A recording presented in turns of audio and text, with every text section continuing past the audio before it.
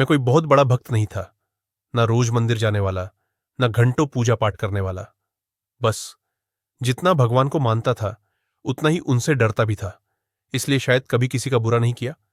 घर में mummy papa और छोटी बहन थी। पापा किसान थे, थोड़ी सी जमीन थी।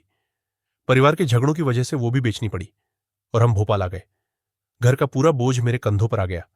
पापा की तबीयत बिगड़ती जा रही थी और हालात ऐसे थे कि घर का लोन चुका देने के बाद बस उतना ही बचता कि 2 वक्त की रोटी किसी तरह आ सके। वो रात आज भी मेरी रूह को कंपा देती है। जेब में सिर्फ 50 रुपये थे और पिताजी की दवा लेनी थी। एटीएम पहुंचा। कार्ड बार बार रिजेक्ट हो रहा था। मैं हार मानकर एक कुर्सी पर बैठ गया। आंखों से आंसू बह निकले और दिल से निकली आवाज, हे नाथ, अब आप ही सहारा है। आज साथ छोड़ दिया तो मैं कहां जाऊंगा। तभी एक बुजुर्ग अंकल मेरे पास आए।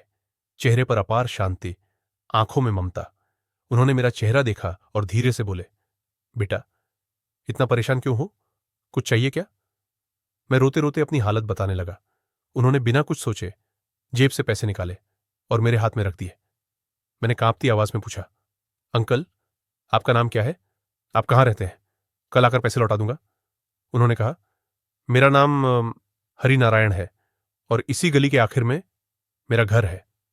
बस इतना कहकर वो चुपचाप चले गए। एक पल को मन में ख्याल आया, जब एटीएम से पैसे निकालने नहीं थे तो यहां आए क्यों? पर उस वक्त सोचने का वक्त कहां था। मैंने हाथ जोड़कर धन्यवाद किया और पिताजी की दवा लेने भाग गया। अगली सुबह दिल से धन्यवाद देने के लिए मैं कुछ फल लेकर उनके बताए पते पर पहुंचा। गली के आखिर तक गया, लेकिन वहां कोई घर नहीं था।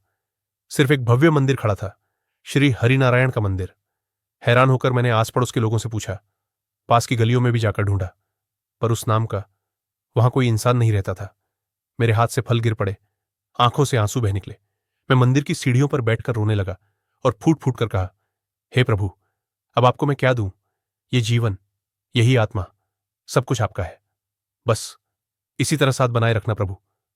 उस पल समझ गया, वो अंकल कोई और नहीं थे, स्वयं नारायण थे, जो इंसान का रूप धरकर मेरी मदद करने आए